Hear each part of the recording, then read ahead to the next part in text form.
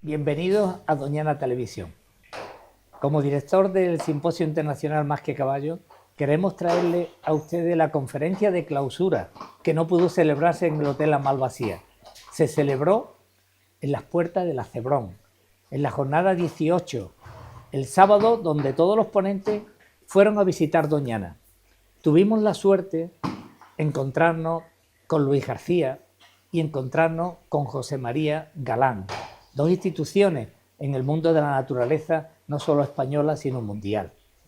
José María Galán, un hombre que quiso sintetizar el objetivo fundamental del simposio, la psicología y el caballo. Él fue protagonista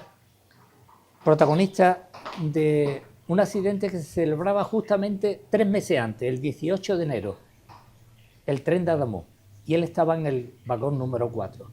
Él nos quiso contar su experiencia, nos quiso contar qué ocurrió y qué ha ocurrido desde entonces, cómo lo ha vivido con ese estrés traumático que ha podido vivir durante estos 3 meses y cómo le ha ayudado el mundo del caballo. Al lado nuestra había personas que el silencio fue casi impresionante. Al lado nuestra estaba un joven jinete internacional que tuvo también un estrés traumático hace unos años, porque tuvo un accidente vascular gravísimo, y este hombre se quedó tan impresionado que en todo el día pudo casi articular palabras.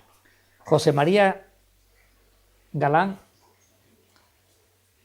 vivió un trauma extremo, y un trauma extremo donde es muy difícil, quizás nadie nunca está preparado para un evento de tanta magnitud. Responsabilidad súbita de ayudar, el reconocer cuerpos irreconocibles, avisar a autoridades, muertes de personas cercanas, incluso sentir la amenaza real a su propia vida. Cualquier reacción no es debilidad. Cualquier reacción es una respuesta humana a lo insoportable. Y luego hay muchas emociones a lo largo de este tiempo, hay muchas vivencias, hay una memoria del cuerpo, hay una reacción, hay revivir escenas en bucle y pensamientos interactivos, hay dudas sobre si se actuó correctamente, es culparse por no haber podido hacer más, e incluso hay una culpa por haber sobrevivido.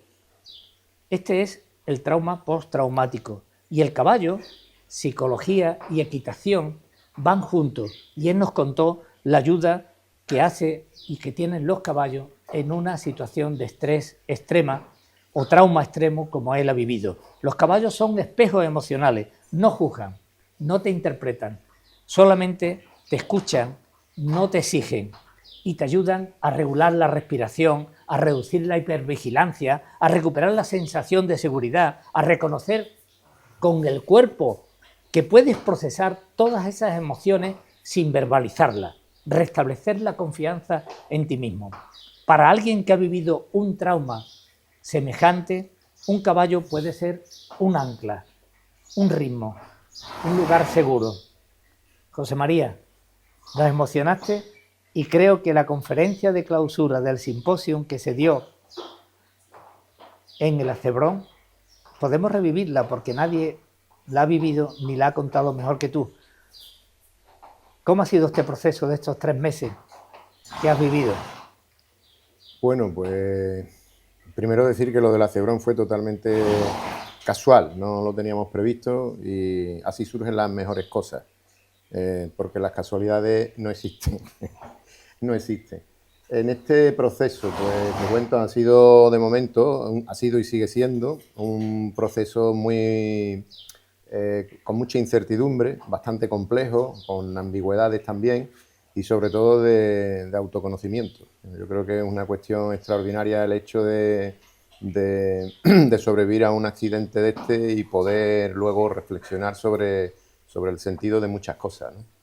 Es un tema importante, de valores también, de prioridades y luego de reconocer que tenemos dos tipos de memoria muy diferentes. O sea, la memoria que utilizamos para esta conversación, para esta charla, la que usamos a día con nuestros amigos, con nuestros seres más queridos, con todo esto. Pero luego hay otra memoria que es más difícil de entender, de controlar, de calibrar y de descodificar, ¿no? Y esa memoria es la del cuerpo. Y efectivamente el trauma se queda ahí mucho, se queda bastante. En la mente se queda una parte, pero sobre todo en el cuerpo. ¿A qué me refiero con el cuerpo? Me refiero al sistema nervioso por completo. O sea, yo estoy escuchando el caballo ahora mismo con las herraduras ahí en el suelo, el agua que está allí, los pájaros que están volando. O sea, ese modo sigue siendo hipervigilancia. Lo noto todo y lo noto bastante rápido. Entonces, eso te genera una serie de reacciones en tu cuerpo que tú habitualmente no las asocias al trauma, ¿vale? Sin embargo, vas pasando por distintas fases. Va primero por una fase de negación en la que tú crees que eso no te ha pasado, a ti no te ha podido pasar esto, no es verdad lo que te ha sucedido, o sea, lo vas negando desde un par de semanas. Después ya empiezas con los entierros, las misas y demás, y te das cuenta de que sí, también las radiografías te están diciendo de qué fue, y tienes pues las costillas rotas, vértebras también dañadas, en fin, contusiones, y eso ya es inevitable de que tu cuerpo lo reconoce. Pero hay más, ¿no? Y ese más es lo que uno intenta averiguar, ese nerviosismo, esos flashbacks, recuperar una memoria que tú no quieres recuperar del accidente, dormir. La clave ahora mismo para mí de la recuperación se sintetizaría en dormir. Pasas de no dormir nada porque no tienes sueño, a poco empezar a llegar a las 3-4 horas de sueño. Eso ya para nosotros suele ser bastante alentador, ¿no? Y luego ya cuando llegas a un nivel de 5 o 6 horas de sueño, pues te sientes mucho mejor, ¿no? Entonces estos animales, los caballos, desde el primer momento, cuando me acerqué a ellos, tengo muchos amigos que tienen caballo, mi hermano mismo tiene caballo, tiene el picadero, pues notan cómo estás, mejor que tú. O sea, la primera vez pues los bichos estaban asustados. Yo estaba aparentemente tranquilo, pero no estaba tan tranquilo cuando un caballo se echa para atrás, sabe que ahí hay algo que tú mismo no lo notas. Y es un nivel de agresividad extraordinaria, de desconfianza brutal hacia todo y de sentido casi más animal que humano, ¿no? Poco a poco ya con el tiempo pues te acercas, ellos te aceptan también y empieza esa conexión con la mirada primero, el olfato, o sea, es todo muy visceral, muy orgánico, muy animal, ¿no? Cuando tú ya empiezas a tocar, ahí está ya el latido también y te aseguro que tienen una capacidad sensorial extraordinaria, yo creo que sienten hasta por la piel. José María, tú eres una persona con muchísima sensibilidad por estar en la naturaleza, tiene todos los sentidos muy desarrollados, tiene como una inteligencia natural hacia... Eso, por una parte, te ha perjudicado porque te ha hecho mucho más sensible a lo que has vivido, pero por otra parte te ha permitido conectar con los caballos mejor. Sí, hombre, yo de siempre me han gustado los caballos. Yo me dedico mucho al rastreo, como ya sabes, ¿no? Entonces me ha servido también. O sea, esto de la recuperación no es de una sola cosa. No es solo de acercarme a los caballos en modo casi equinoterapia, no es solo el rastreo, también ha habido un apoyo psicológico importante desde el Centro de Salud Mental de ahí de La Palma del Condado con psicología cognitiva hasta también tratamiento de MDR, que es una psicología más centrada en el trauma, ¿eh? Entonces, todo eso ha ido completando un camino que está dando resultados que al menos a mí yo los puedo medir en sueño. Básicamente lo mido en sueño, ¿no? Entonces ya sí, ya estoy en esos 6-7 horas de sueño continuo sin utilizar pastillas, pues ¿qué más se puede pedir? O sea, para poder empezar a tener luego más que una normalización, es una reintegración en tu trabajo, en tu vida al día a día, porque cuando estás en la fase agresiva es que hablas mal, luego te arrepientes, pero sueltas cada patada y sobre todo has perdido los pelos de la lengua, o sea, es que vas a escape suelto, lo dices todo tal como te sale del arma. Y eso en nuestra sociedad es complicado de mantener durante mucho tiempo. El cuerpo reacciona antes que la mente, ¿no? Porque tiene que reaccionar como casi en esa huida o esa evitación de lo que puede ocurrir y el cerebro reptiliano, digamos, el resto más primitivo, sí, es el que te hace buscar la vida, ¿no? Ese diálogo entre la memoria de tu cuerpo que tú has estado diciendo, esa reacción, y tu mente o tu aspecto psicológico, ¿cómo ha ido combinándose? Pues desde el principio fue así. O sea, cuando tienes que tomar la decisión de dejar el Albia y ver qué está pasando, por qué no llega la ayuda, tienes que atravesar unas vías de noche, no sabes qué te vas a encontrar al otro lado, no sabes qué está pasando, por qué no viene el ayuda. Entonces piensas que hay algún obstáculo, algún puente se ha roto, hay alguna laguna o no sé, cualquier cosa que tu mente, en estado de shock, repito, pues empieza a... Porque llevamos ya bastante tiempo en ese estado, o sea, desde 43 desde las 19:43 hasta las 8:20 que salgo a buscar ayuda o a ver cómo llegar hasta allí, pasa mucho tiempo y pasan muchas cosas y todo es muy intenso y todo es brutal, ¿vale? Y todo es muy brutal. Y cuando te metes ahí, pues ya empiezas a...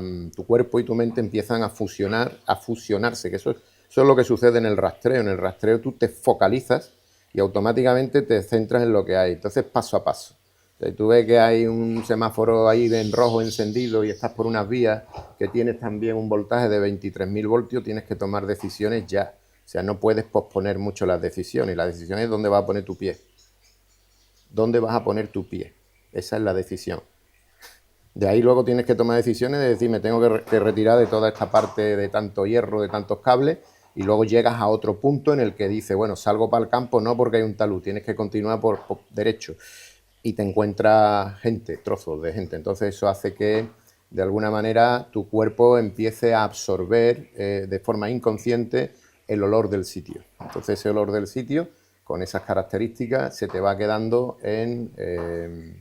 como tú acabas de decir, en la parte más primitiva del cerebro, en la reptiliana, y con el tiempo, al cabo de los 2, 3 o 4 días, tú sigues con un nivel de agresividad, de tensión, y es porque tus glándulas suprarrenales están generando cortisol continuamente. Entonces esa es la hormona del estrés. Y luego tú tienes como un olor que quieres quitarte de la nariz, te metes agua, de todo. No hay forma de que salga, porque no es un olor. O sea, hasta que tú no entiendes que no es un olor, sino que es un recuerdo olfativo, pues casi que te vuelves loco, ¿sabes? Porque tú dices, ¿esto por qué no se quita? ¿No? Te pones de todo, eucalipto, y tú dices, esto no se va, ¿no? Ya luego lo vas modulando, lo vas... Una vez que tú lo racionalizas y lo entiendes, cuando te viene, bueno, pues porque todo el cuerpo y todo el cerebro lo que quieren es lo mismo, es que tú sobrevivas. ¿Tú qué eres? La conciencia. ¿Tú qué eres? Eso que habla al cuerpo y a la mente, ¿vale? Entonces, esa conciencia entiende que el cuerpo y la mente le están mandando señales para sobrevivir. Entonces, cuando ya entiendes eso, tú dices, vale, bien, pues eso me viene por aquí, me altera un poco, dice, vale, esto es para que sobreviva, venga, lo acepto, gracias, continúa, y lo sacas. O sea, no puedes retener muchas cosas en el coco. Pensar es bueno, pero pensar mucho es lo peor. Entonces, tienes que empezar a entender que tu cuerpo tiene capacidad suficiente para captar mensajes que tu mente no va a entender y que tienes que ir aceptando. José María, de todo lo que tú has vivido, un hombre de campo, un hombre que te has creado en la naturaleza, que te has creado en muchas dificultades, que te has quedado solo muchas veces, que te has encontrado en el avíate, como esa palabra tan importante, avíate con lo que hay, con lo que pueda, con el medio de la marisma, en tantas cosas. ¿Qué experiencia crees tú que te ha servido más para poder encontrarte en una situación tan extrema como te has vivido y que has podido reaccionar allí en aquel tiempo? Pues yo creo que tenemos que remontarnos a la infancia. Yo creo que la infancia es el momento en el que estas cosas empiezan a coger instrumentos, ¿no? Empiezas a coger instrumentos. Mi primera vez con un trauma fuerte fue con 8 años, me encontré a un hombre ahorcado allí en Matalascañas, detrás de la duna de Sol y Frío. Iba por allí buscando escorpiones, bichos, siempre estaba buscando bichos y me encontré a un hombre, tenía un mono azul, estaba colgado y, en fin, la lengua hinchada, la cabeza hinchada también. Y me acuerdo que cogí un palito así para ver qué... Y me fui y me encontré con un tío mío. Se lo comenté, me dijo que eso cómo iba a ser, que total, fuimos para allá y luego ya llamaron a la policía, a los municipales y demás.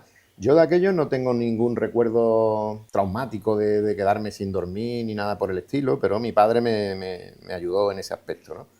También con 5 años, retomándome un poco más para atrás, mi intención de ver los caballos y quererme montar, y mi padre dijo, hombre, tú eres muy chico, todavía no, pues sí quiero montarme. Me monté y me montó. Y así estuve varias veces hasta que me caí del caballo y pegué un leñazo contra el suelo. Y entonces mi padre me dijo, pues ahora te tienes que montar. O te montas por la buena o te montas de otra forma, pero mejor que te montes por la buena, porque así no le vas a coger miedo. Y así lo hice. Luego, cuando tuve un accidente de tráfico, con 28 años, lo que hice a las 4 horas ya estaba montado en el tren. Y con esto del tren, pues lo antes fue cuando arreglaron las vías, que tardaron un mes en arreglarla. Entonces fue un gran reto personal y también casi simbólico y con fines terapéuticos. Los médicos me habían recomendado que no lo hiciera, pero era una cuestión que venía de mi infancia. Era una cuestión que era un honor, rendirle un homenaje también a mi padre, que yo creo que para mí eso era importante, y si fue con el caballo y si fue con el coche, ¿por qué no va a funcionar con el tren? Y ya he vuelto a montarme otra vez, no es tampoco mi medio favorito en este momento, ¿sabes? Tienen que arreglar muchas cosas y tienen que cambiar muchas cosas para que esto sea seguro otra vez. ¿Ha habido un antes y un después en estos 3 meses? Sin duda, o sea, no puedo ser la misma persona que era antes, pero ni yo ni ninguno, te lo garantizo. Eso nos ha cohesionado un montón de gente que no nos conocíamos y que estábamos allí solos y tuvimos que tomar decisiones con lo que teníamos y de la mejor manera posible.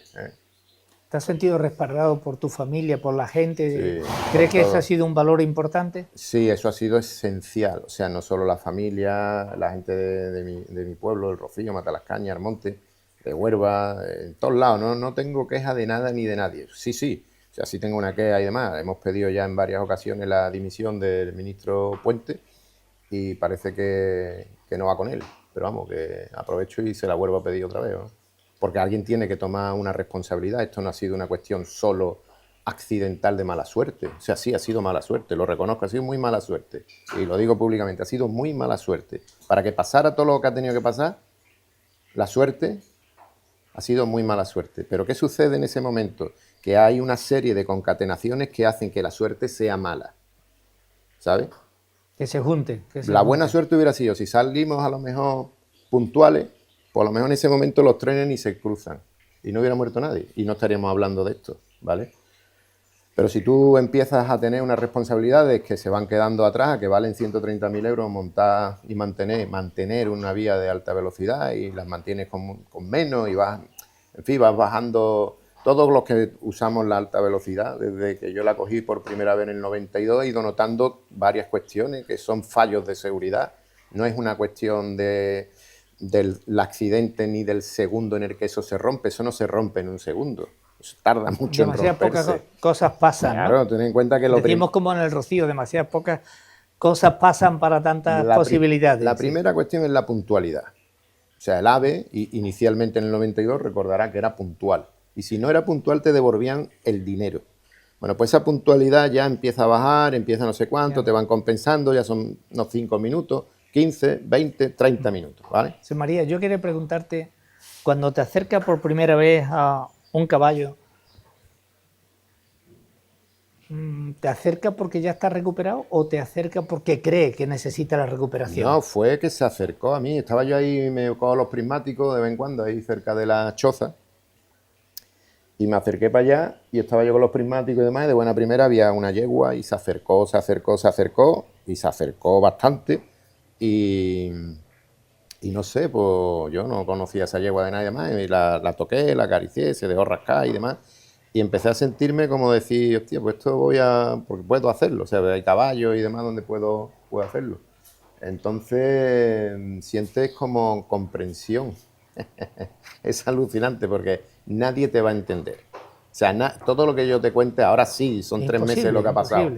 Pero cuesta trabajo que alguien que no haya vivido lo que hemos vivido nosotros lo entienda y lo comprenda. Muy difícil. Pero el tema del caballo, esa parte sí la entiende. Ahí se establece un vínculo que no es el vínculo con un amigo, no es el vínculo con un terapeuta, no es el vínculo con una persona, es un vínculo con el cuerpo. No es una radiografía.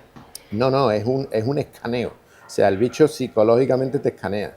Sabe si estás nervioso, si no estás nervioso. O sea, empatiza mucho. Yo lo notaba. De hecho, cuando ya empecé a acariciar, fui un poco más para el cuello y demás. Cuando llega ahí ya a la parte del corazón, notas el latido y eso a ti te regula. O sea, yo ten en cuenta que en ese primer momento mi respiración eran muy cortas. Mi respiración eran de...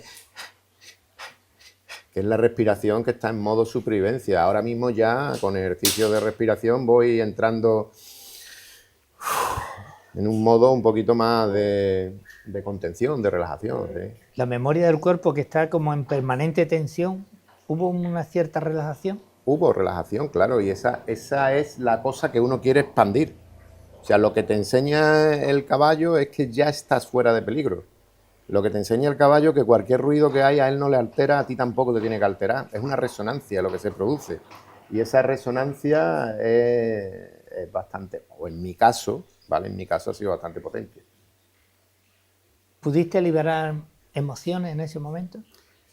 En ese momento primero no, ahí no, con la primera parte del caballo no. La segunda parte ya sí, estaba agresivo, estaba bastante cabreado con el mundo y el caballo pues, también lo nota, o sea, nota también si vas así, las orejas se le van moviendo para un lado, la cabeza se pone nervioso. Entonces cuando tú te acercas, él está como aceptándote, a ver qué me vas a hacer, eso es mucha carga lo que tú traes en medio.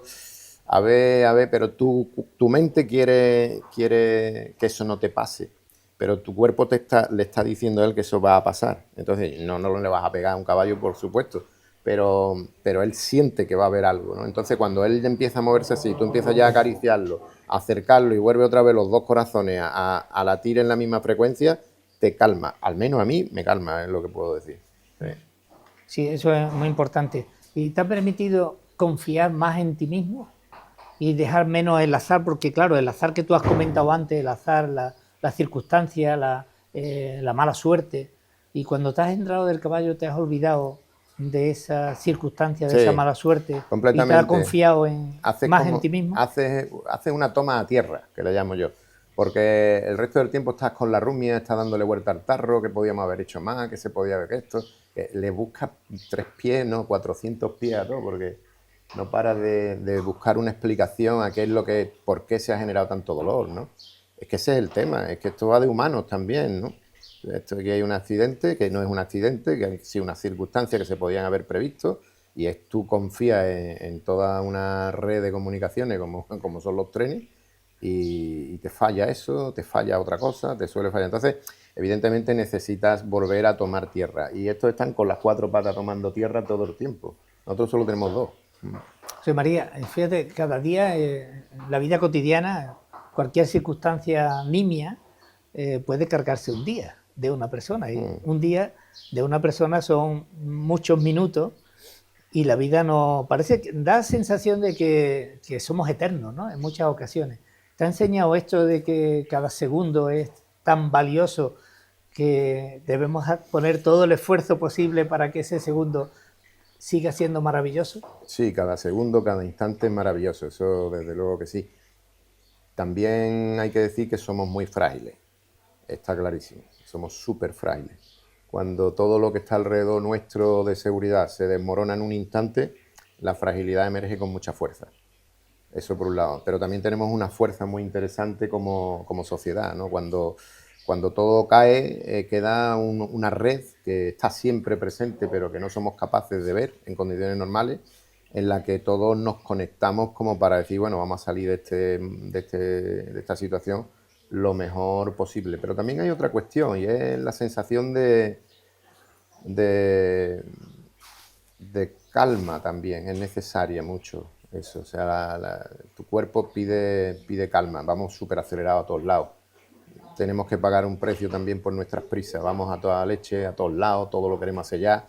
El caballo es una medida diferente del tiempo, no es un coche que tú tengas que acelerar, sino que vas a otro ritmo, vas al ritmo orgánico de la naturaleza, el bicho va mirando, si no lo fuerzas tú vas bien, si lo fuerzas tú también te esfuerzas. Quiero decir que es una prolongación, nosotros de ellos y ellos de nosotros. De hecho, hay un tema que siempre me ha interesado de los caballos a nivel jurídico, es una figura única. Es una figura única, a la vez es ganado, es animal silvestre y es considerado también animal de compañía. O sea, todas esas 3 cosas, sí. El único animal que conozco que lo tiene es el terapéutico caballo. y terapéutico.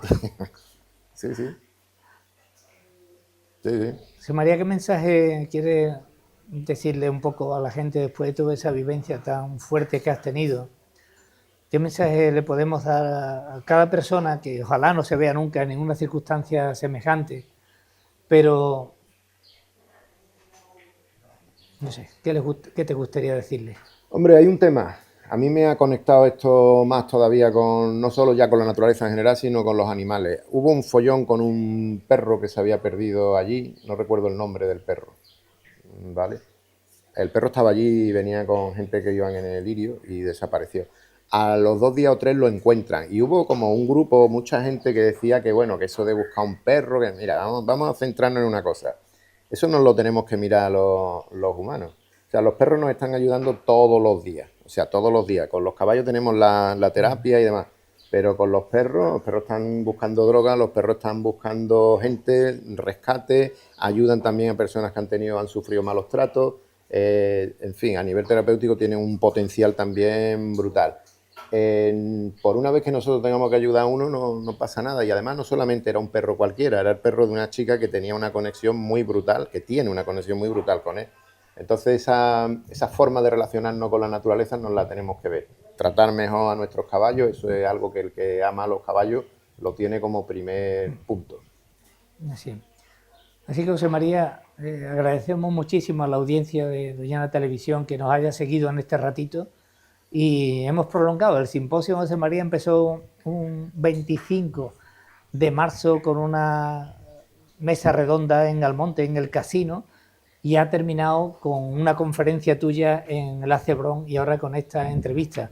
Hemos alargado un poquito las cosas porque hay más que caballos, no solamente este simposio es de psicología, más equitación y por supuesto el corazón y la conexión, como tú me has dicho, de poner al ritmo el caballo con el corazón de la persona, creemos que es fundamental. Sí. Así que, bueno, en esta tierra que es de caballo, esperemos que sigamos tratándolo tan bien, si no nos llevarían tantos miles de años con nosotros. Desde luego. Que así sea.